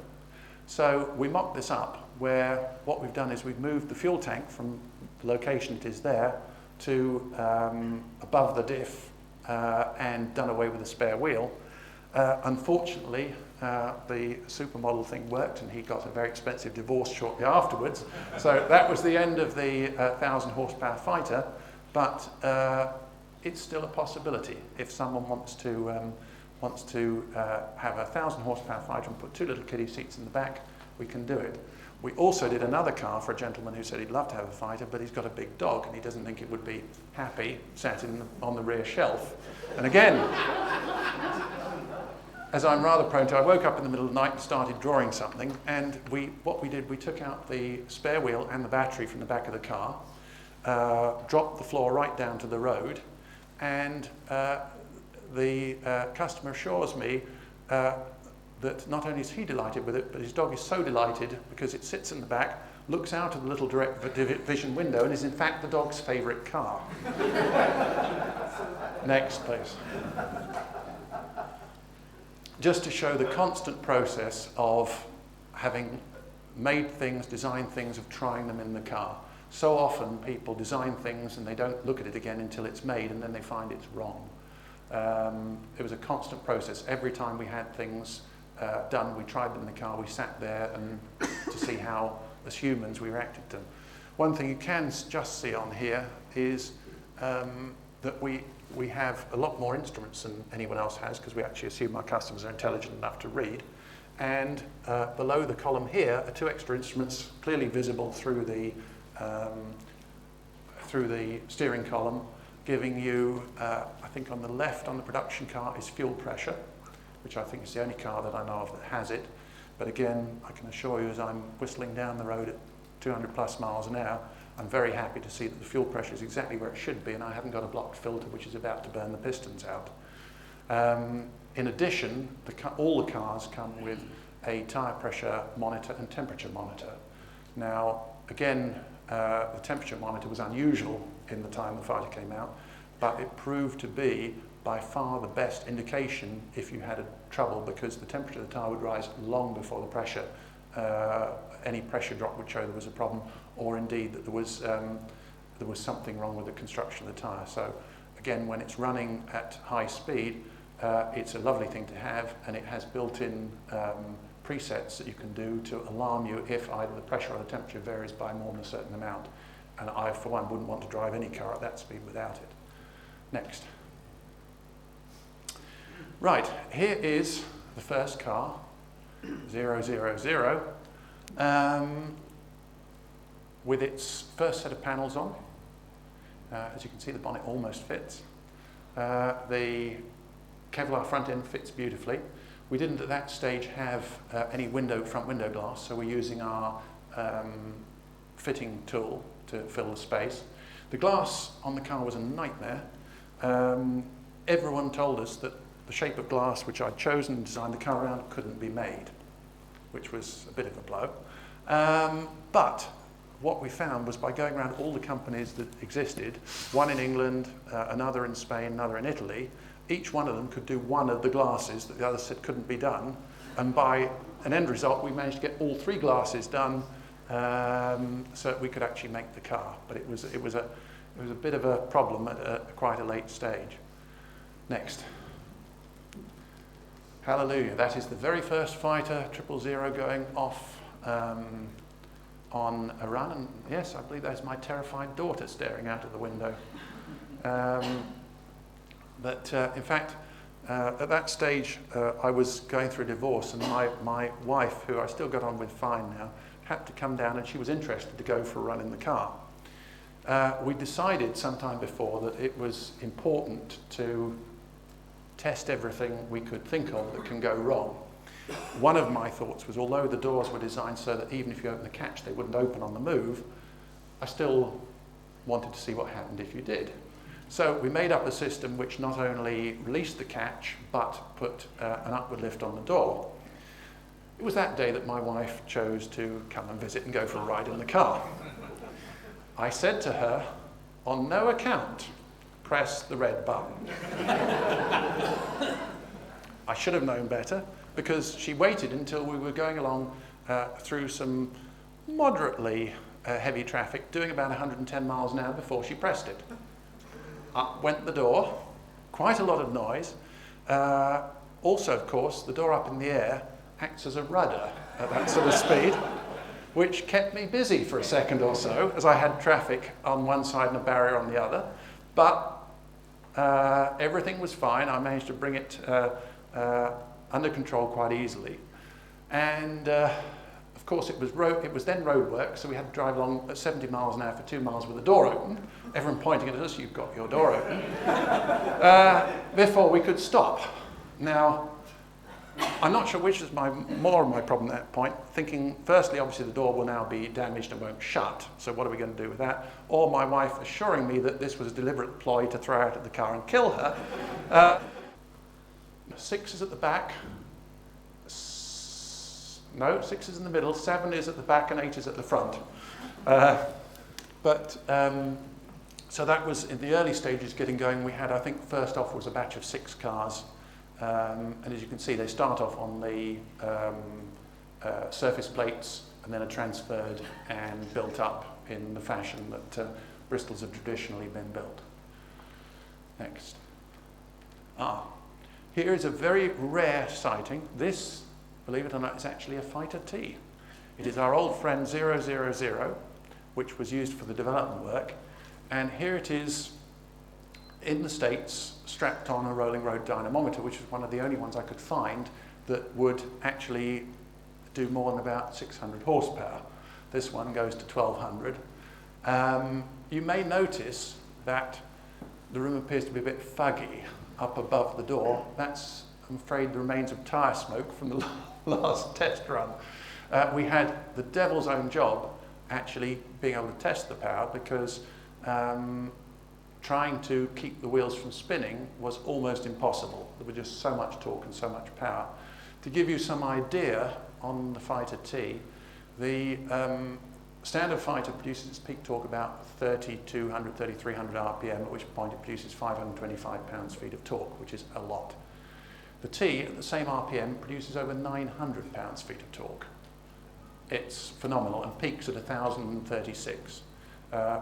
For comparison, I think you'll find the Veyron Bugatti is about 930 pounds-feet of torque, but weighs about 40% more than the Fighter.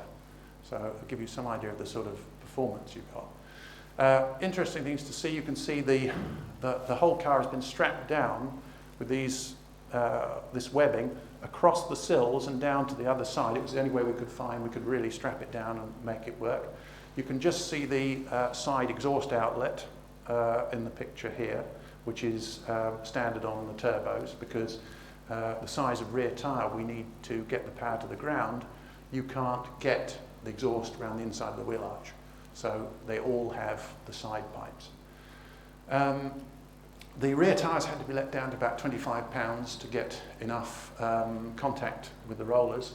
And we had someone down the back on the higher RPM tests spraying dragster tyre grip compound onto the tyres, who wasn't very happy when he sat there spraying, and then he got a face full of tyre smoke. But there we go. Again, point of interest here is the fact we're testing a 1,000 horsepower car, and the only concession we made at all to cooling, as you can see, there are no extra ducts, vents, or anywhere on the car. We have 2 air pushers in front of the car, and we have the bonnet slightly open, that's it. The Veyron, I think, had to have about 20 redesigns, and I think still has a dozen radiators in order to cool properly. The work we did at the very beginning to make sure the car would cool properly served us really well, even getting to the 1,000 horsepower level. Next, please. This is actually the car we have outside, which was number 004, was built for originally publicity purposes, was first seen at Goodwood in the year when Bristol had its 60th anniversary, and you'll see it in a minute. All the cars were laid out at the Festival of Speed. I took the car down to Monaco for the supercar show in that year. The amusing thing is that this picture was taken as I arrived. They were snapping all the cars as they arrived in Monaco. You can see that it's still quite bright in the afternoon. I'd only left England that morning. And I've already been through a car wash, but you can see it's still covered in flies. The ordinary car wash, simply there were too many to get off it.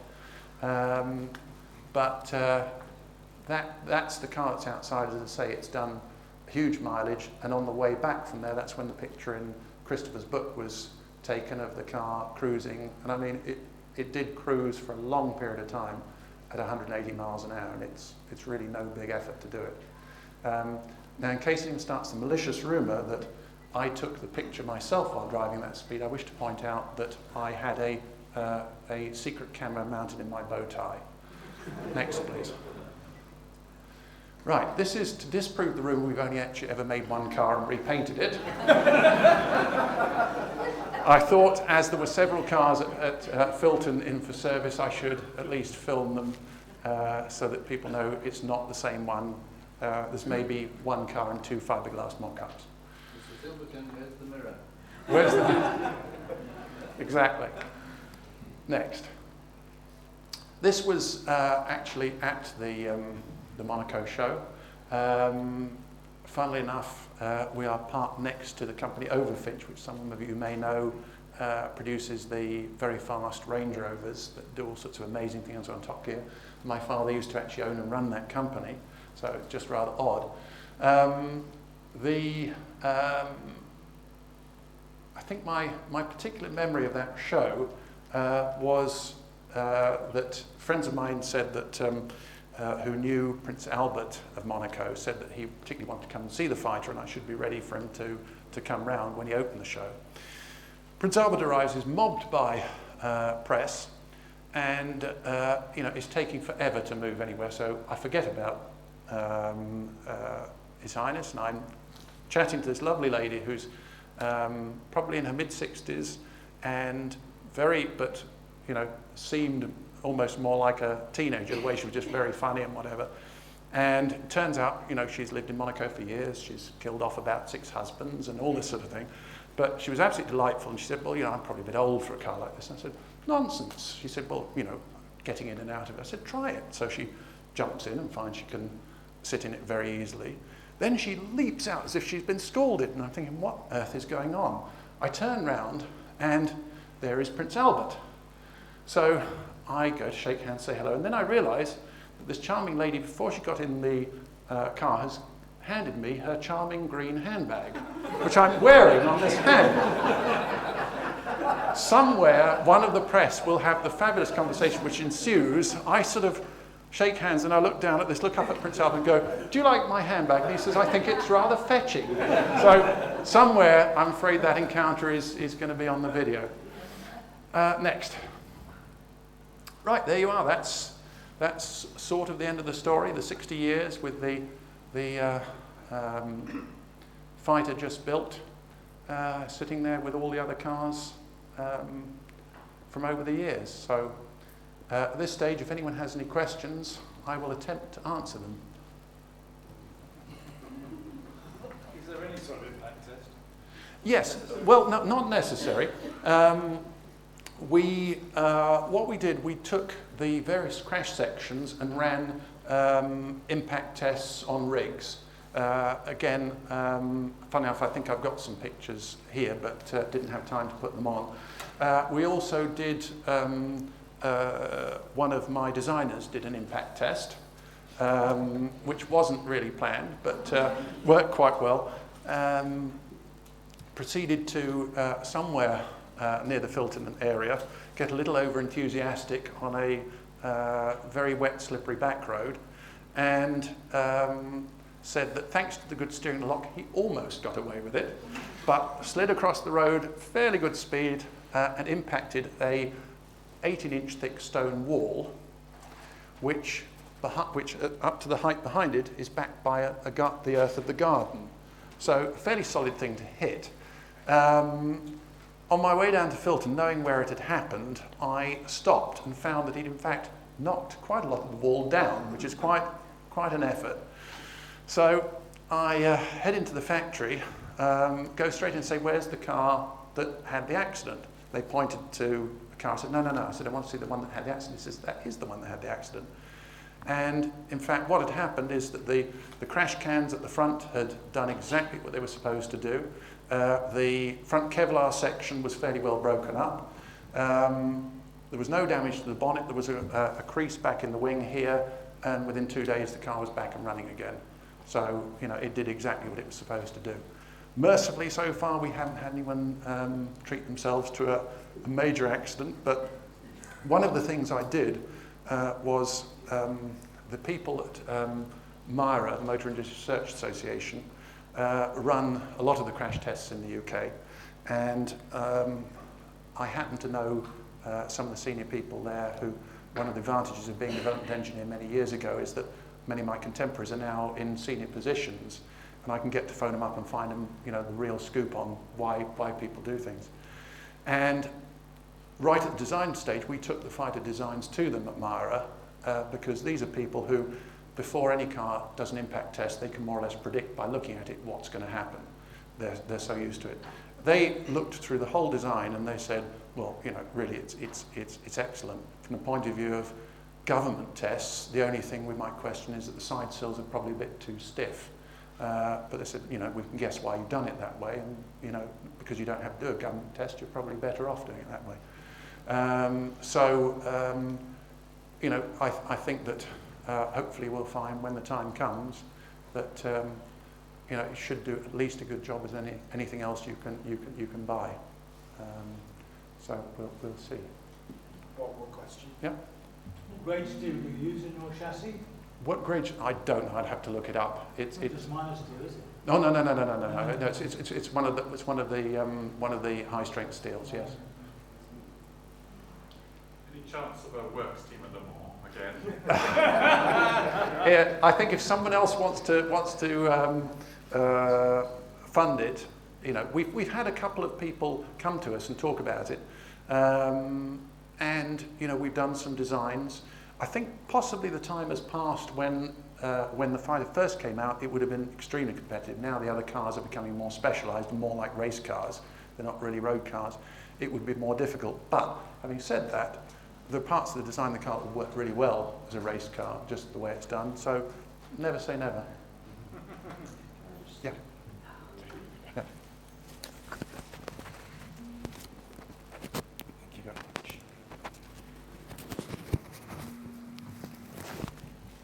Well, for those of you who don't know me, I'm Michael Barton. We have overrun from where we wanted to finish, but we thought it was probably better to carry on. What more can I say on behalf of all of us, but how wonderful it is that there we are, the design and development of the fighter told by the architect. Toby Silverton.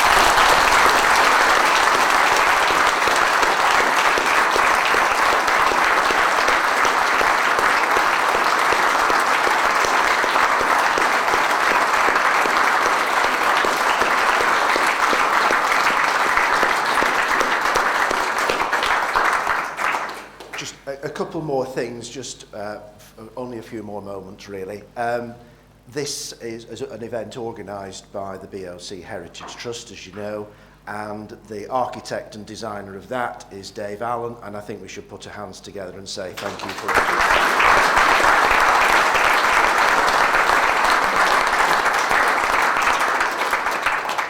There are some handouts at the back for those who may want to know something about how the Heritage Trust works, who we all are. 3 of the 4 trustees are here today, Dr. Stefan Sembrovich, David Allen and myself. Michael Parr has a reasonable excuse. He is driving his 1904 Stanley steam car on the London to Brighton, so I think that's a fair excuse. I haven't heard whether or not he's got to Brighton yet. David Allen who I've got to know over the last 20 years, besides being a Bristol man through and through, is a very talented amateur artist. And at the back there we have a painting which Dave has very kindly donated to the Heritage Trust. The idea being that we're going to auction that today, all funds to go into the Heritage Trust. I have no experience whatsoever of running auctions, but Gail, my wife, does not.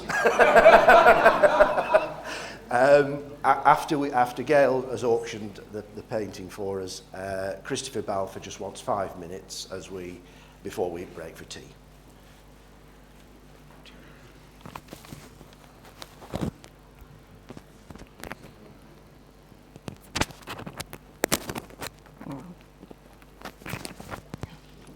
Thank you, everyone. I'm sure that you're dying to wet your whistles and have a cup of tea or coffee and chat amongst yourselves and chat to Toby and more important, and also Chris and the trustees. So, can we please get this magnificent oil painting to raise some money for the Heritage Trust? Has anybody got a starting bid for me? £100 from Norman. 150 from Carl Dennis, thank you. I can go up in 20s from now on. 50s. 200, thank you very much, Richard. Any advance on £200? It's a one-off. It's the Concorde on its last flight, 26th of November 2003, from Heathrow back to Filton. 220. 220 from Norman Sherlaw, thank you. 240, thank you very much. Did I see another hand going up there? 250, thank you very much. £250. Come on, ladies and gents. Can we get up to 300? I'll go 10 to 260. 260. Richard, 270. We're up to 270. Any advance on 270? No? £270, going once, going twice. Thank you very much, Richard Levine.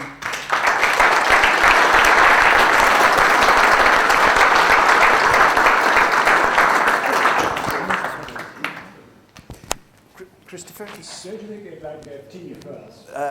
Well, shall I just, probably the tea might be a bit stewed if we don't.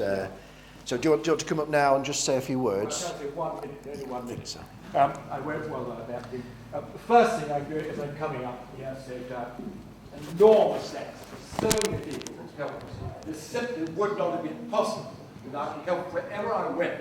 Haynes got in touch. I said, good heavens, I can't possibly do this. They said, no, we want you to, and if you don't, we're not going to do it. And they offered this chance for this book to go much more widely than any other book has gone. Etc. is marvellous, but it is 10 times the price. So we've got this down, and I've got to tell you that it is an interim book. I keep on finding more things. Jerry one day will release things, other people will release things. This is an interim book. Long after I'm dead, someone must produce a complete history. This is only a start. Now, it is also a book addressed to the wider world. So some of you who are enthusiasts, they may not find all that much of it. So I'm not a salesman, I'm trying to put you off so as you won't be disappointed. It is an interim book. And the target reach, as I say, is everybody. So there's more and more people know about Bristol. Now, the other thing that I just must say is this extraordinary marketing. You may know what it is. Amazon and Haynes themselves are desperate about this. Amazon have taken it for half the price. So that's 25 quid. And because the whole sort of system, which Haynes had sold millions, literally millions of pounds worth of all the time.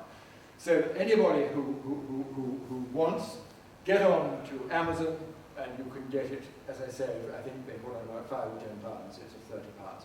Now, the problem about this, people have said to me, look, we want to support our own local bookshop.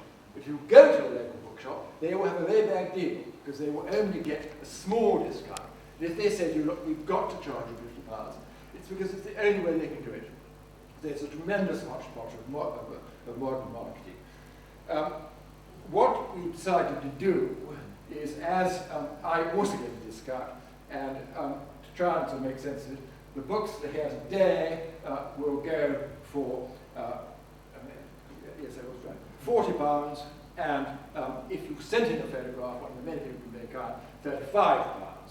Now, I am told that I am worth £5. Now, if Toby is very kind and said he's going to sign 2, so if you put Toby at worth £4.10, I'm worth about to 50p. So there it is, and the final thing is that please, instead of saying he's got it all wrong, send in corrections, because they're already talking about a second edition, and the way it works is that they do a certain amount, and then they want something. So just send them in now, not words, I've got an and in extra, and it's been proofread. Just anything that I've got wrong, please let me know, and then we can pile it up for the second edition. Thank you very much indeed.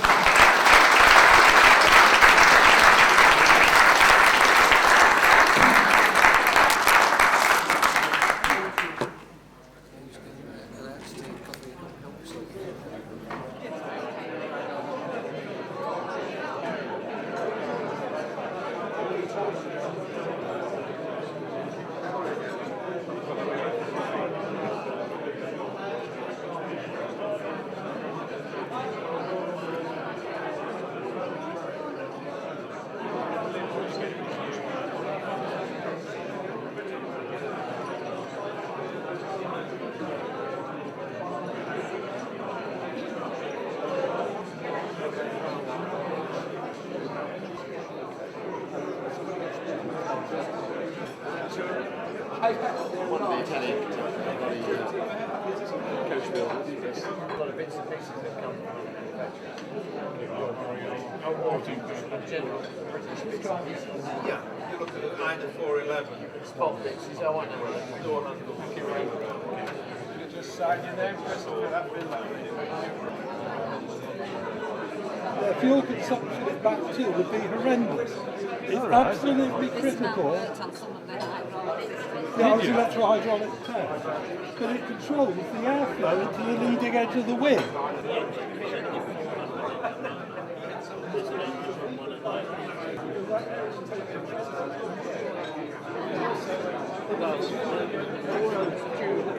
Chopped up and rolled up. Some structure.